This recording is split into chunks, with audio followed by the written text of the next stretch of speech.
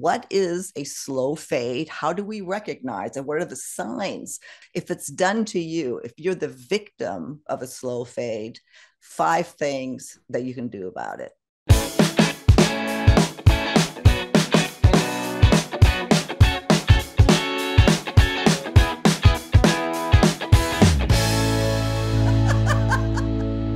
Thank you so much for joining us again on Second Act TV. I want to welcome back Sandy Weiner, the author of Choice Points in Dating and the host of Last First Date Radio. Sandy, thank you so much for being here again. Thank you, Silke. You finally got the pointing right. I'm really proud of you. I know. I was practicing this way. That's so funny. Sandy, today a conversation that I actually haven't heard this term, the slow fade, which has put a name to a behavior that's been around forever, meaning that somebody slowly pulls out of a relationship instead of ghosting you, where today ghosting has become the norm. If you don't want to be with somebody anymore, don't have a conversation, you just leave. But as you point out in your article, this can be so much worse than ghosting. Yeah, I mean, as painful as ghosting is and shocking often because you have no idea it's coming, slow fading is like you're sensing somebody's pulling away, but they're not really pulling away, and then you're questioning, and it's like you feel like you're going crazy sometimes, or you just wish the person would either continue the relationship the way it was or end it. But like that's that in between ambiguous place. It just feels terrible. Yeah, it does feel terrible. I think you mentioned even that it's a form of gaslighting. You know, when Right. when you're constantly made to question yourself, and am I just making this, am I dreaming this, am I, what oh, it is, it's a horrible state to be in. So Sandy, what I want to focus on today, what I'd like to talk about today, what is a slow fade, how do we recognize, and what are the signs of slow fade, and most importantly, if it's done to you, if you're the victim of a slow fade, 5 things that you can do about it. So let's go over a couple of signs I think that are important. Number one here, you say that a noticeable decline in communication. Yeah. So somebody may have been texting you every day and then maybe a good morning text, and suddenly there's no good morning text. Mm-hmm. Maybe you've been seeing each other regularly and then all of a sudden they're not making plans, so the communication has shifted. Mm-hmm. Maybe even the way that they're talking to you is a little bit more neutral and not as warm. I used to date somebody who would send me a poem every day, like his own silly little poem that he'd make up. Now, if he would stop sending those poems, I would know something was Mm-hmm. off. Yeah, and that kind of leads us into the second point here that's important to notice is they're avoiding deep conversations, especially anything to do with the future. Yeah, and another issue is that sometimes people talk about the future when there hasn't even been a long present. Mm-hmm. So, they're talking about you with their family, or they're making future plans for holidays, and you've already bought the tickets, and then suddenly there's no talk about that. Yep. And so they've already prepped you for thinking there was a future, and Mm-hmm. then what happened? Well, and that a lot of that could be love bombing too, which is, Mm-hmm. we've done a segment on that as well. Another big sign that something is not right, but when they are pulling back like this is something to ask about, so you don't let it go on forever.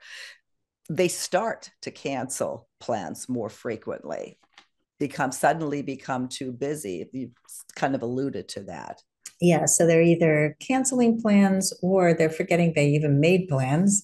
I had that happen to me with somebody who was too busy to date, and he would make a plan and then not follow through and Mm-hmm. say, he'd say, "You free Monday?" And I would be like, "Yeah, let's do dinner." And Yep. then nothing. So there was no restaurant, there was no plan. And okay, this person forgot. Mm-hmm. That's Yeah. not a good sign. No, it's not. And then another really important or noticeable sign would be the lack of affection or just Mhm. enthusiasm for the relationship, that especially if it was an affectionate person to begin with. Yeah, you notice they're pulling away. You notice that the affection is less, and Yeah, it doesn't feel good, but you don't really know what happened, and you're Mhm. too afraid to ask about it, Yeah. which I think is a problem. Right. Yeah, I can totally understand. Totally understand as well. Well, let's talk about if you are on the receiving end of this, what do you do? Because maybe you are, maybe it is. You're the one thinking it. Maybe you're overthinking. You might be. That certainly is a possibility, but you don't want to keep thinking that, for a long time. So Yeah. what do you have in your article 5 things to do when you're the victim of a slow fade. You said ask yourself high value questions. What does that mean, Sandy? So high value questions are, why would I want to be with somebody who slow fades, somebody who doesn't communicate well, who runs away from anything that's conflicting or Mm-hmm. confronting, instead of the questions that most people ask, which is, why did this Right. person slow fade?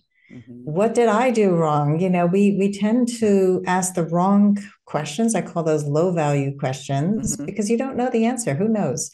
I mean, the truth is, before you get to the, realization that this thing is over, Mm-hmm. definitely ask questions like, Yeah. notice and bring it up. I noticed that your communication is falling off. Is everything okay?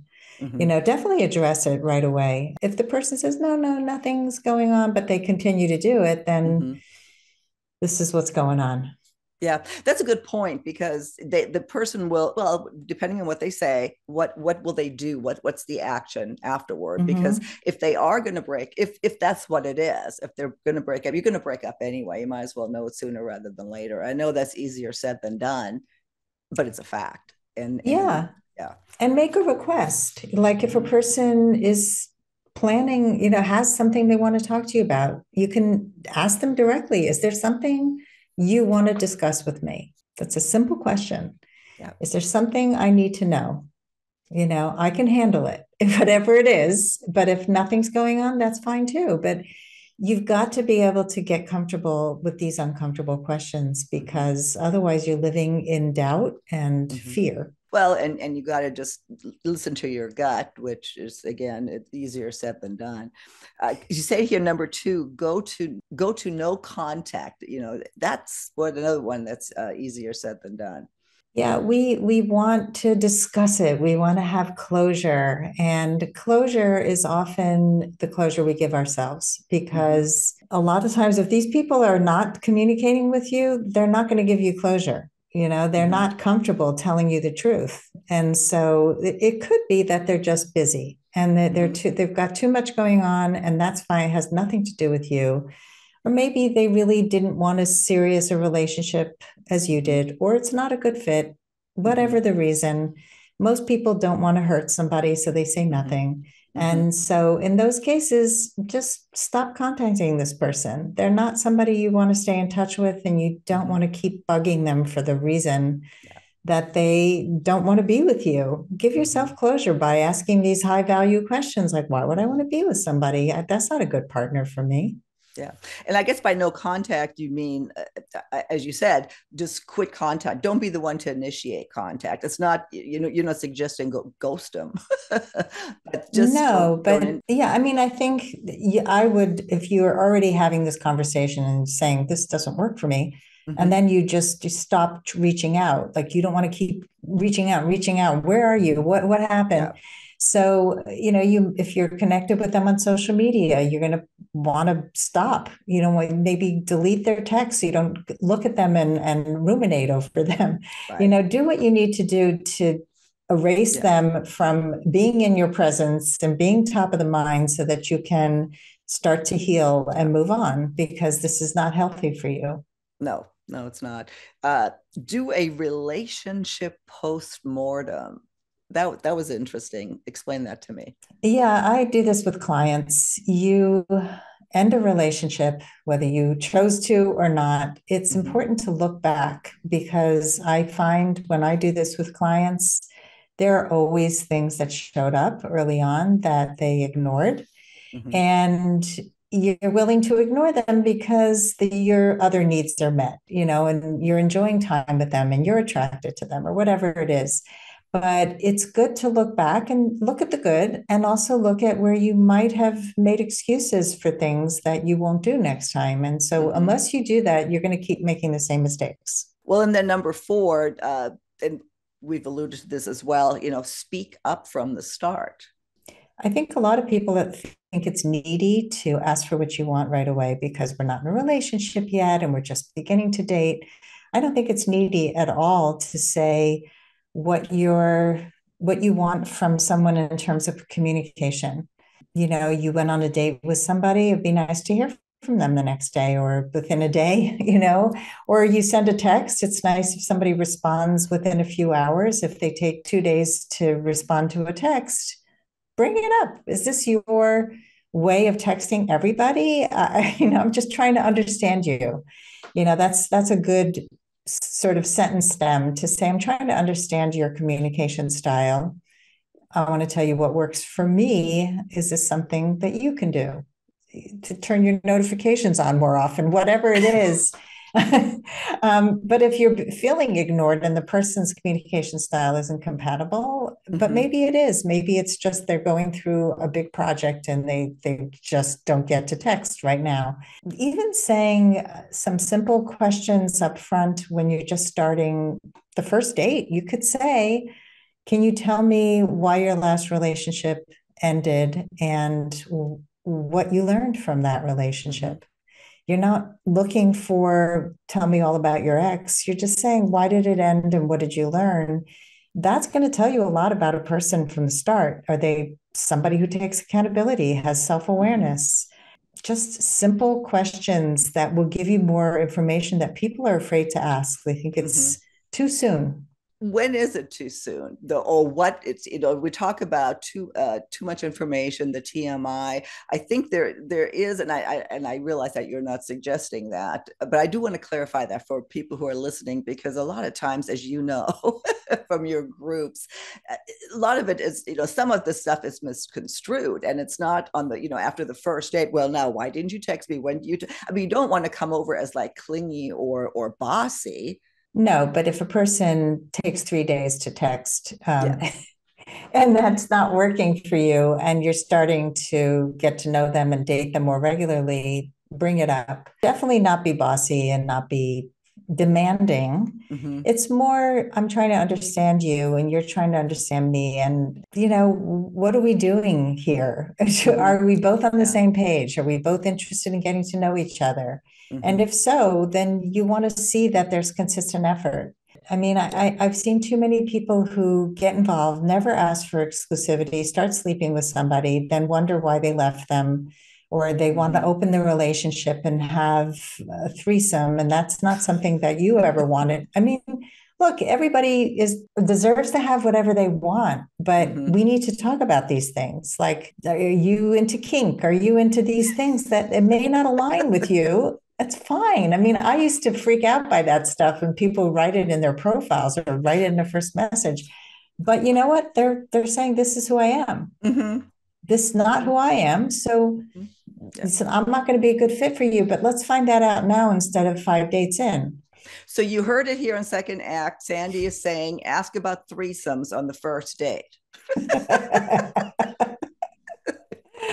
Oh, Look, that's if funny. you're looking for a threesome, you should be talking about it right away. Like I'm into open relationship. I mean, people write on their profiles consensual non-monogamy. That's what that is. That's Yeah. part of what that is. And they're upfront, and there's nothing, yeah, exactly. There's Yes. nothing wrong with that. They're putting it on the line. I think that's great too. I think that's great too. Not necessarily threesomes, but putting it on the line.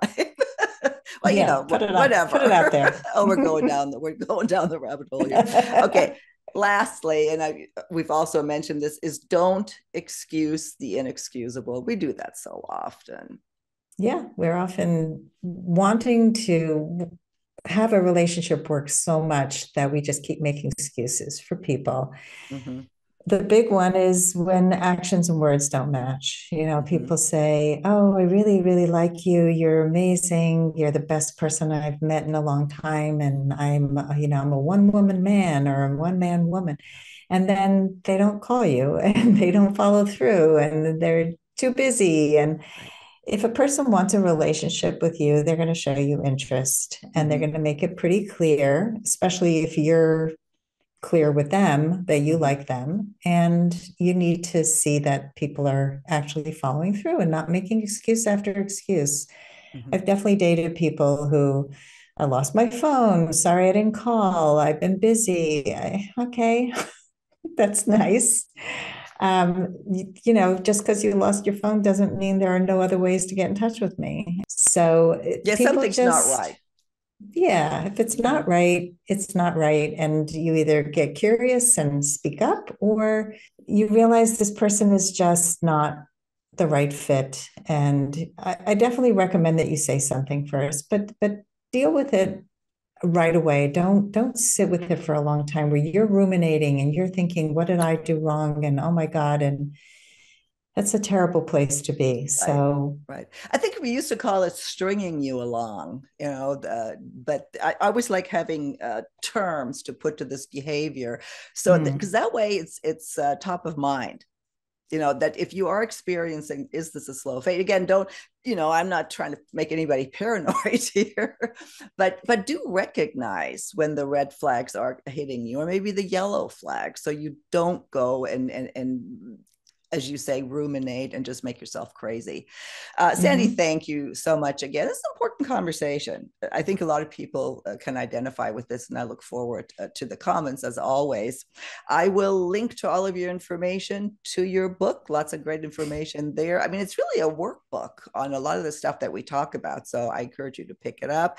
And to Thanks. Sandy's radio show, Last First Date Radio, as well as, of course, your coaching page if you'd like to coach with Sandy directly. And I look forward to our next conversation on Second Act TV.